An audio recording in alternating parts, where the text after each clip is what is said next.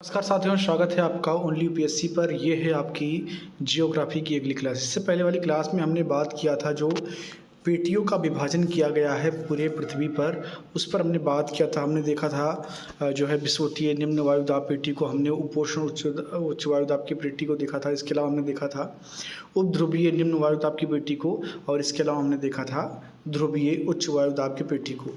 इस क्लास में हम उससे आगे बात करेंगे और देखेंगे पवनों के बारे में। पवन आप जानते हैं क्या होता है।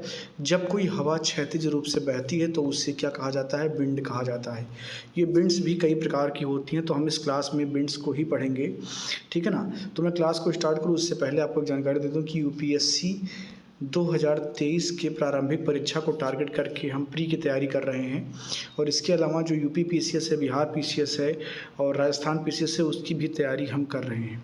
तो जो छात्र इनसे जुड़े हुए हैं वो इस चैनल को सब्सक्राइब कर ले, बेल आइकन को प्रेस कर लें ताकि कोई भी नोटिफिकेशन उनसे मिस ना हो। इसके लिए कोई फीस नहीं लगती है, पूरा कोर्स आपको फ्री में पढ़ाया जाता है, ठीक है ना। तो देखेंगे सबसे पहले गृह पवन क्या होता है, प्लानिटरी विंड क्या होती है।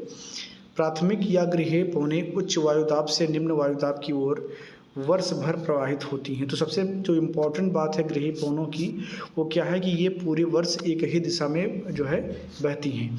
सबसे पहली बात तो आप ये भी समझ लीजिए कि पवनों का जो चलन होता है वो किस तरफ होता है, उच्च वायुदाब से निम्न वायुदाब की ओर होता है ना, ठीक है ना। उच्च वायुदाब से निम्न वायुदाब की ओर हमेशा पवनें गति करती हैं, चलती हैं। वर्ष भर इनकी दिशा प्रायः एक समान रहती है, परंतु इनके क्षेत्र में मौसमी स्थानांतरण होता रहता है, ठीक है ना। मौसमी स्थानांतरण आपको देखने को मिलेगा, लेकिन इनकी दिशा कभी बदलती नहीं है। वर्ष भर इनकी दिशा क्या होती है, समान रहती है। इनका वितरण संपूर्ण ग्लोब पर, महाद्वीप और महासागर दोनों पर होता है, जिस कारण इनको ग्रही पवन कहा जाता है, ठीक है ना। क्योंकि इनका विस्तार आपको महाद्वीपों पर, महासागरों पर हर जगह देखने को मिलता है, इसीलिए इनको ग्रही पवन कहा जाता है। व्यापारिक पवन जिसे ट्रेड विंड कहा जाता है, पछुआ पवन जिसे वेस्टर्लीज कहा जाता है, तथा ध्रुवीय पवन जिसे पोलर विंड्स कहा जाता है। ये सभी ग्रही पवनों के अंतर्गत ही आती हैं, ठीक है ना। देखेंगे आगे। विषुवतीय वृत्त पर सूर्यातप की अधिक मात्रा के कारण वायु संवहन धाराओं के रूप में आरोहित होती है। ये वायु धाराएं क्षोभ सीमा तक आरोहित होकर के ध्रुवों की तरफ प्रवाहित होती हैं। पृथ्वी को घूर्णन गति के कारण लगभग 30 डिग्री उत्तर तथा दक्षिण अक्षांशों पर वायु एकत्रित होकर के अवतलित हो जाती है, और इस प्रकार उपोष्ण उच्च दाब का निर्माण हो जाता है। आगे देखेंगे। उपोष्ण उच्च दाब क्षेत्र पर धरातल के निकट वायु का अपसरण होता है, और यह विषुवतीय वृत्त की ओर व्यापारिक पवनों के रूप में प्रवाहित होती है। कोरवालिस बल के कारण इनकी दिशा उत्तरी और दक्षिणी गोलार्ध में क्रमशः उत्तर पूर्व तथा दक्षिणी गोलार्ध में जो है दक्षिण पूर्व हो जाती है। विषुवतीय वृत्त के दोनों तरफ से प्रवाहित होने वाली व्यापारिक पवनों पर अंतर उष्णकटिबंधीय अभिसरण, जिसे ITCZ कहा जाता है, इसमें अभिसरित होती हैं, ठीक है ना। इस प्रकार धरातल से ऊपरी वायुमंडल तक एक पूर्ण कोष्ठ का निर्माण होता है। उष्णकटिबंधीय क्षेत्र में स्थित इस कोष्ठ को हेडली कोष्ठ कहा जाता है। आगे देखेंगे। उपध्रुवीय निम्न वायुदाब क्षेत्र में उपोष्णकटिबंधीय उच्च वायुदाब क्षेत्र से आने वाली उष्ण पवनें एवं ध्रुवों से आने वाली शीतल पवनों का अभिसरण देखने को मिलता है। इसके आगे बात करेंगे। उपोष्ण पछुआ पवनें शीतल एवं भारी ध्रुवीय पवनों के ऊपर आरोहित होती हैं। आरोहित वायु का कुछ भाग ध्रुवों की ओर तथा शेष भाग विषुवत रेखा की ओर मुड़ जाता है। इन पवनों का अवतरण उपोष्ण उच्चदाब पेटी और ध्रुवीय उच्चदाब पेटी पर होने से क्रमशः फेरल कोष्ठ और ध्रुवीय कोष्ठ का निर्माण होता है। तो ये सवाल कई बार मेंस में पूछा जाता है कि फेरल कोष्ठ और ध्रुवीय कोष्ठ का निर्माण कैसे होता है। तो आपने ऊपर देखा कि मैंने आपको बताया चीज़ कि कैसे होता है, ठीक है ना। फेरल कोष्ठ के अंतर्गत उपोष्ण उच्च दाब से उपध्रुवीय निम्न दाब की ओर धरातल पवनें चलती हैं। दोनों गोलार्ध में इनकी दिशा पश्चिम से पूर्व होती है। इन्हें पछुआ पवन कहा जाता है। व्यापारिक पवनों की अपेक्षा पछुआ पवनों की दिशा और तीव्रता अधिक परिवर्तनशील होती है।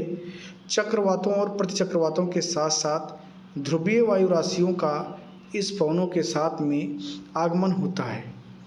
पछुआ पवन शीतकालीन समय में अधिक सक्रिय हो जाती हैं। दक्षिणी गोलार्ध में स्थल की कमी के कारण इनकी गति तीव्र होती है। इनकी प्रचंडता के कारण ही दक्षिणी गोलार्ध में 40 अक्षांश के पास गुजरती हुई चालिसा और 50 डिग्री पर जो गुजरती है उसको प्रचंड पचासा कहा जाता है। ठीक है ना। तो इनके 3 नाम आपको देखने को मिलेंगे, चीखती चालिसा, प्रचंड पचासा और जो है 60 के पास जो घूमती उसे चीखती साठा भी कहा जाता है। तो ये सवाल भी कई बार पूछा जाता है कि ये अलग अलग जो नाम आपको देखने को मिलते हैं, चीखती चालिसा और प्रचंड पचासा और 60 के पास जो है चीखती हुई साठा, ये कैसी पवनें हैं? तो ये पछुआ पवनें हैं। ठीक है ना। ध्रुवीय कोष्ठ के अंतर्गत ध्रुवीय उच्च दाब से उपध्रुवीय निम्न दाब की ओर धरातलीय पवनें चलती हैं। उत्तरी गोलार्ध में इनकी दिशा उत्तर से पूर्व, दक्षिण पश्चिम की ओर तथा दक्षिणी गोलार्ध में दक्षिण पूर्व से उत्तर पश्चिम की ओर होती है। इसे ध्रुवीय पूर्वा पवनें कहा जाता है। अब देखेंगे लोकल विंड्स क्या होती हैं। तो भूतल के गर्म व ठंडे होने में भिन्नता तथा दैनिक व वार्षिक चक्रों के विकास से बहुत सी स्थानीय व क्षेत्रीय पवनें प्रवाहित होती हैं।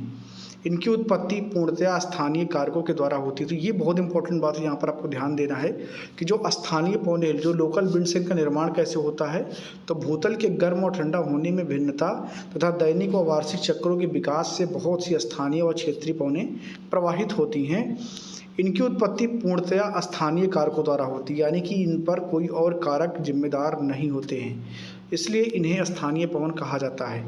इनकी 2 प्रमुख श्रेणियां सामयिक स्थानीय पवन तथा क्षेत्रीय प्रादेशिक पवनें में इनको वर्गीकृत किया जाता है।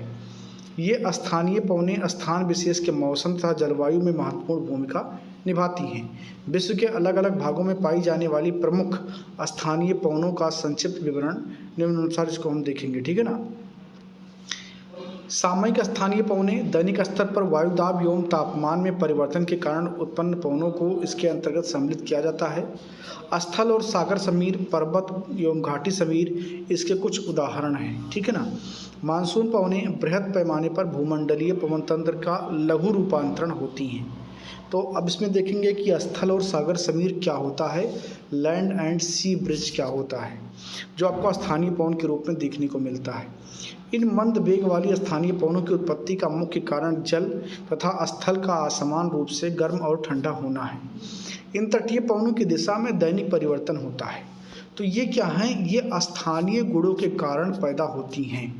ठीक है ना। और जो जल जो है, इसके अलावा स्थल के बीच में जो एक गुण है उनका अलग अलग ठंडा या गर्म होना। जैसे पानी जो है वो धीरे धीरे ठंडा होती है और धीरे धीरे जो है गर्म होती है, जबकि जब आपका जो स्थल है वो बहुत तेज़ी से गर्म हो जाता है और बहुत तेज़ी से ठंडा भी हो जाता है। यहाँ देखेंगे उच्च अक्षांशों की तुलना में उष्णकटिबंधीय क्षेत्रों में जहाँ संपूर्ण वर्ष तापमान अधिक बना रहता है, तीव्र और नियमित समीर का अनुभव होता है।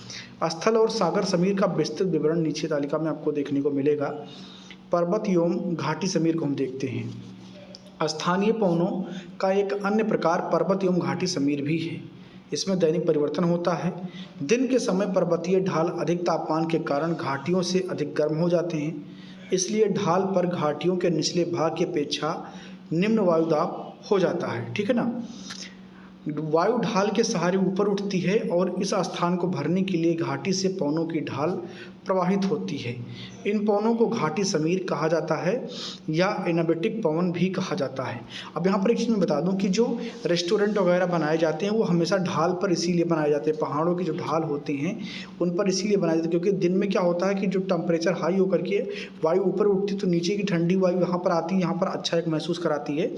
और रात में क्या होता है कि जब ये ठंडा हो जाता है तो जो है जो ठंडी पवनें वो नीचे बैठती हैं और नीचे की गर्म पवनें ऊपर आती हैं, तो भी यहाँ पर अच्छा एक फील कराती हैं। इसीलिए आपको जितने भी होटल वगैरह मिलेंगे आपके जो है पर्वतीय इलाकों में वो ढालों पर ही बनाए जाते हैं।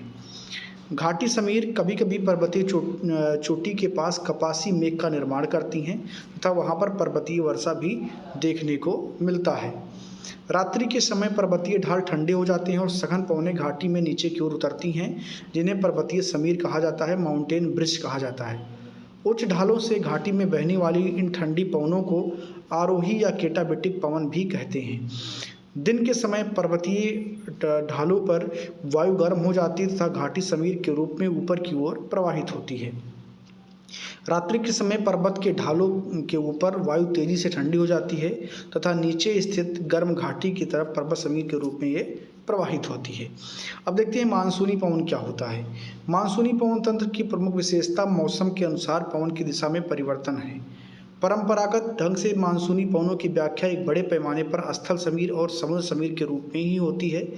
इस प्रकार इन्हें एक बृहद पैमाने पर संवहनी संचरण समझा जाता रहा है। दुर्भाग्यवश यह व्याख्या इस तंत्र की कार्यप्रणाली को ठीक से समझने के लिए कई विश्वसनीय आधार प्रदान नहीं कर पाता है। मानसून की उत्पत्ति के विषय में प्रस्तुत वर्तमान सिद्धांतों में फ्लोन के सिद्धांत के रूप में मान्यता प्राप्त हुई है। इसके अनुसार मानसूनी तंत्र नीचे धरातल तथा ऊपर क्षोभ मंडल के ऊपरी स्तर में भी भूमंडलीय और क्षेत्रीय कारकों की पारस्परिक क्रिया का ही परिणाम है। सूर्य द्वारा पृथ्वी को गर्म करने वाली प्रक्रिया के बदलते मौसम प्रारूप के कारण ही उत्तरी गोलार्ध में ग्रीष्म एवं उष्ण उच्च वायुदाब और तापीय विषुवतीय रेखा उत्तर की ओर खिसक जाते हैं। एशिया में स्थलखंड के प्रभाव से यह खिसकाव बड़े पैमाने पर देखने को मिलता है। आगे देखेंगे, दक्षिण पश्चिमी ग्रीष्मकालीन मानसूनी पवनों का निर्माण होता है। शीत ऋतु में उपोष्ण उच्च दाब उष्णकटिबंध और तापीय विषुवत रेखा दक्षिण की ओर लौट जाते हैं। सामान्य व्यापारिक पवन चक्र फिर से स्थापित हो जाता है और यही शीतकालीन उत्तर पूर्वी मानसून का कारण जो है देखने को मिलता है। आपको क्षेत्रीय एवं प्रादेशिक पवनें जो होती हैं उनको भी देख लेते हैं। इनकी उत्पत्ति तापीय या गतीय कारकों से होता है। विशेष दशाओं में पर्वतीय अवरोध के कारण भी ये निर्मित हो सकती हैं। तापीय आधार पर इनको गर्म और ठंडी पवनों में वर्गीकृत किया जाता है, जैसे चिनूक है, फान है, मिस्टल है, बोरा है, लूसांता आदि पवनें हैं। तो जो अगली क्लास होगी उसमें हम इन्हीं की लिस्ट को देखेंगे, कौन सी ठंडी पवनें हैं और कौन सी गर्म पवनें हैं। ठीक है ना। तो इस क्लास में इतना ही। इस क्लास को आप लाइक करिए, शेयर करिए। कोई सवाल अगर आपके हैं तो आप कमेंट बॉक्स में लिख दीजिए। अगली क्लास में उसे ज़रूर कवर करेंगे। बहुत बहुत धन्यवाद।